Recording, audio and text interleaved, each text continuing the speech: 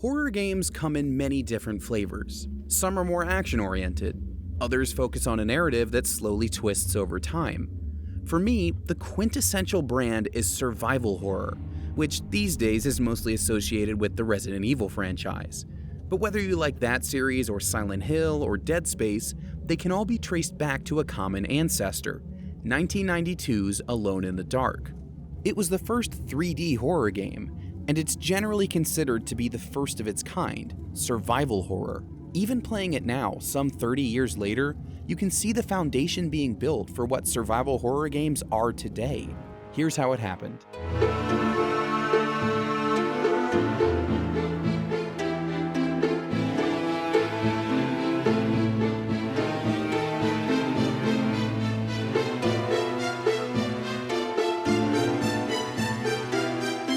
This is Derceto, the mansion in which Alone in the Dark takes place. The mansion's owner, Jeremy Hartwood, died a mysterious death, leading you to investigate what really happened here. The answer involves a series of encounters with monsters, tricky puzzles, and a whole lot of picking up loose objects. Clearly, the servants stopped cleaning up after Hartwood died. Actually, sir, most of us quit when Mr. Hartwood began acting strangely. Though if you wish to recount the events of Derceto, I will not stop you. Thanks, Jeeves. Before we start talking about survival horror tropes, we have to preface this video with how the original team at Infogrames came up with the concept. CEO Bruno Bonnell floated the idea of striking a match to briefly see your surroundings inside a dark room. This idea directly carried over into the final game. There are some rooms where you're completely blind without the oil lamp, and even then you have to set it on the ground if you want to keep your hands free for other actions. We'll get back to that later. In any case, programmer Frederic Reynal ran with the idea, evolving it into a full-fledged horror game with the team he was leading.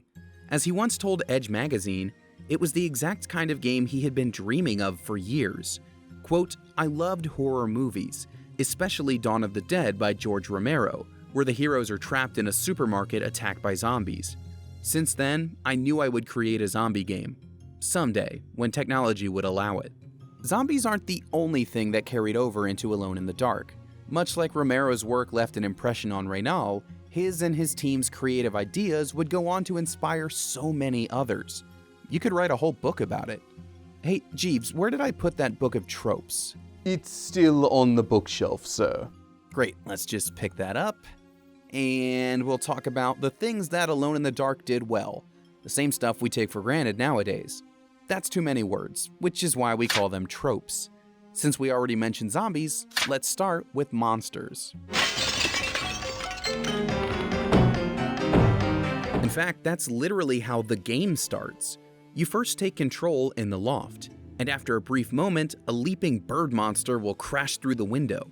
Considering it's the very first encounter, most players are going to awkwardly run away like I did here, not knowing how to deal with the threat. Until you find a weapon, you're relegated to simple kicks and punches. Variety is important in these encounters though, because facing the same monsters over and over again results in diminishing returns. Fortunately, Alone in the Dark has a wide variety of creatures, often with a heavy H.P. Lovecraft influence. Cue the Bloodborne plug because that game is just too good for this world. There was a real effort to make Alone in the Dark's monsters feel out of this world. There are creepy crawlies like spiders and zombies, but there are also massive Chthonian worms and weird alien jellyfish that don't like it when you interrupt their bath. In several cases, these monsters are straight up invincible, or they can only be killed by a specific weapon. For example, the vagabond that roams the library can only be vanquished with the ceremonial dagger found inside the library's secret passage. I'm reminded again of Resident Evil and its stalker characters like Mr. X, who is unkillable until you get your hands on a rocket launcher. Just don't miss.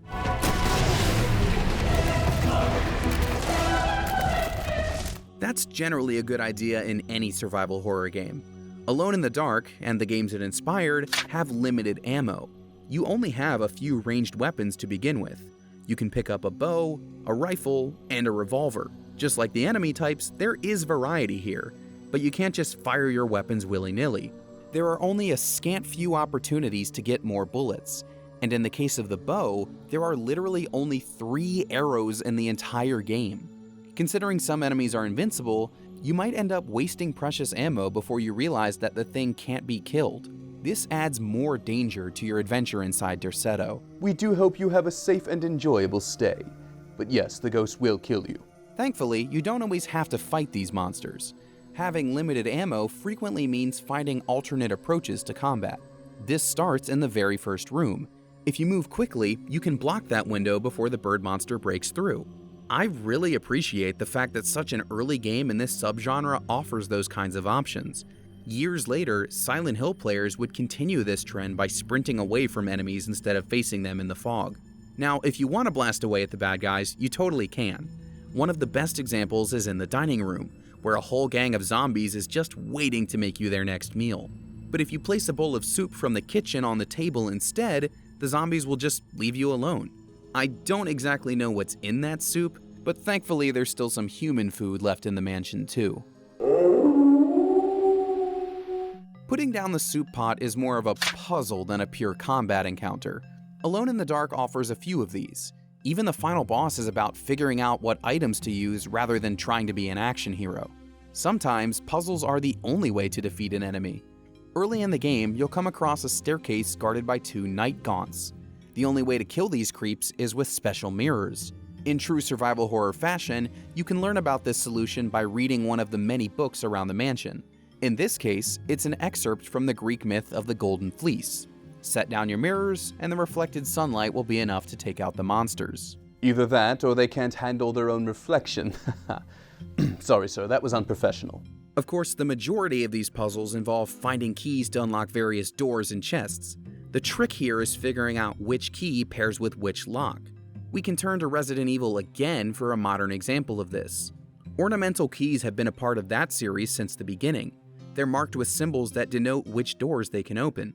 Match up the engraving, and you're good to go. But keys in Alone in the Dark have no such labels, making it a bit of a guessing game. You're expected to poke at each door and try all of your keys until one matches up. There is a reason for this guessing game. These locked door puzzles are part of what give Alone in the Dark its maze-like structure. And I'm not just talking about the literal maze you have to navigate before the final boss. The game is set in a mansion for the same reason that horror movies are set in places like abandoned insane asylums or winding underground caverns. The scares come from not knowing what you'll run into around the corner, or what could be creeping around the corner toward you. This constant threat of danger means even a simple hallway with Native American artwork could be your undoing. And remember when I mentioned caverns a moment ago? Well, Alone in the Dark has those too. Beneath the mansion is a series of tunnels where you'll face those awful giant worms and other creepy crawlies. Entering the underground labyrinth is a pretty big wow moment for the game, and it's made even more epic after spending all that time navigating the winding hallways of the mansion and realizing there's something even deeper to discover beneath. Do you know those tunnels are why we have a groundskeeper and an undergroundskeeper? Sorry, sir, I appear to be in a very jovial mood today. We've covered most of the main tropes of survival horror now. Monsters, limited ammo, puzzles, and a maze-like layout. But before we close the book, I'd like to add 2 smaller addendums. These aren't as universal, but you'll still see them pretty frequently. Dual protagonists and a final escape. Splitting the story is very common for horror games. Every mainline Resident Evil sees you dividing your time between at least 2 characters, and Alone in the Dark starts with your choice of 2 different heroes. Emily Hartwood is the niece of Derceto's deceased proprietor, and Edward Carnby is a private detective hired to investigate the place. He went on to be the main hero of the series, so his side of the story is considered canon. Luckily, devil worship makes me smile, so this is my idea of a paid vacation. But for this first game, that really doesn't matter. Aside from the opening voice lines and a little tidbit about a photo of Emily with her uncle, there is 0 difference between playing as her or Edward. I only got footage of both of them for sake of having more variety in this video. Both have the exact same amount of health, solve the same puzzles, fight the same monsters, the whole deal. Later survival horror games would expound on this. Resident Evil 1, sorry, I'm not done talking about that series yet, gives Chris and Jill different perks. The sequel plays up the differences between Leon and Claire even more. Again, we have to give credit to Alone in the Dark for at least giving us a taste of this at the beginning of the game. My Uncle Jeremy had died by his own hand. As for the end of the game, You have to make a final escape out of the underground caverns after beating the final boss. There's no time limit or anything like that, but you do feel the pressure as the screen begins to shake and rocks fall from above. It's a precursor to so many similar moments that would come years later. Outlast ends with a harrowing escape from an underground laboratory. Several Resident Evil games end with a harrowing escape from other underground laboratories, usually accompanied by a countdown. And don't worry, that's the last time I'm going to name drop Resident Evil. They get it, sir. You're a big fan. And I'd call myself a fan of Alone in the Dark as well. As we close the book on the survival horror tropes it helped propagate, I'm left with two big questions. One of them defines the genre, and the other determines whether or not you should go back and play this for yourself. First, is the game actually scary? For me, the answer is yes. It's not because of any elaborate jump scares or particularly intense moments, but more because of a blanket sense of dread. Alone in the Dark is full of instant kill moments, some of which come completely out of nowhere. The Edge interview we started this video with has another important quote from Frederic Reynal about this very thing. This is where you want the player to be scared, when doing these simple things. When Edward walks down his first corridor, the floorboards collapse and he kills himself. From that moment, he will be scared all the time. The player is also frightened from that moment on, never knowing if the next door or the next step could be their last. It's a way to prolong the time they spend inside Derceto, and it brings to mind the concept of feeding quarters into arcade machines after a cheap death. A lot of those concepts carried over into the early 90s, when Alone in the Dark was developed. That leads directly into the second big question. Is the game outdated? The short answer is obviously yes. I mean, just look at this footage. We've come a long way in terms of controls and quality of life mechanics too. Remember those mirrors we used to defeat the Night Gaunts? Well, if you're not careful, you might stand too close to them and get attacked, breaking the mirrors permanently.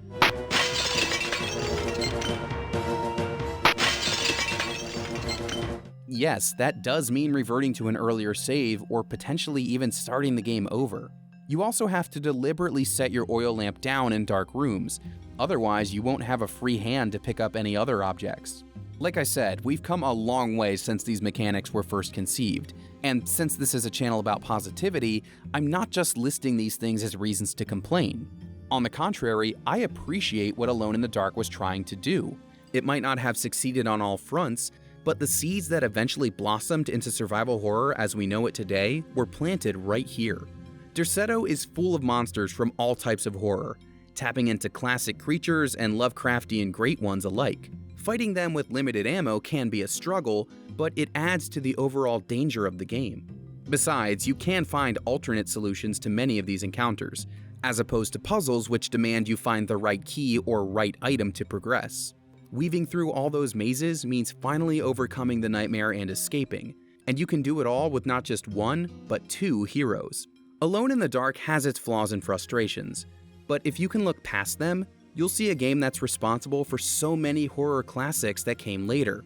That's definitely worth paying the mansion a visit.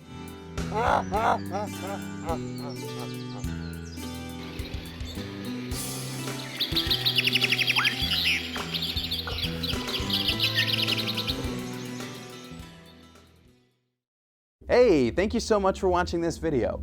If you like what Framework is doing, definitely hit that subscribe button in the middle. It would help me out an awful lot if you do. And if you want to see what we've already cooked up, you can hit that link on the far left. Thanks for watching, and I'll see you next time.